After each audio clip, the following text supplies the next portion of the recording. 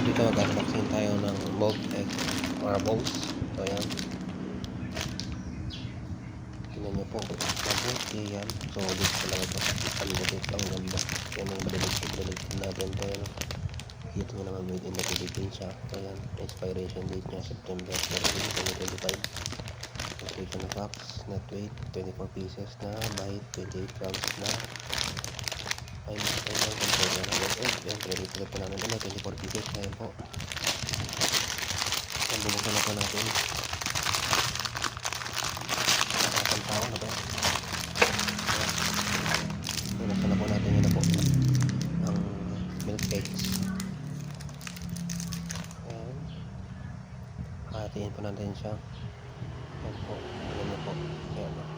Pure na po siya na nakagatas sa loob. Kuha pa ako ng isa. Ayan po. Ayan. Okay. Tingnan nyo po mabuti. Ang ganda po ng kulay. Oh. Hello sa Lewis. Meron pa siyang blue. Ayan po.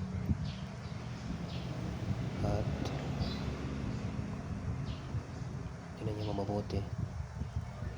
Okay. Ito. Talagang good milk chocolate. Thank you po sa mga nanonood dyan po. Ito po ang milk chocolate eggs. Maraming salamat po. Thank you. Kuha ko isa. Thank you. Sarap eh.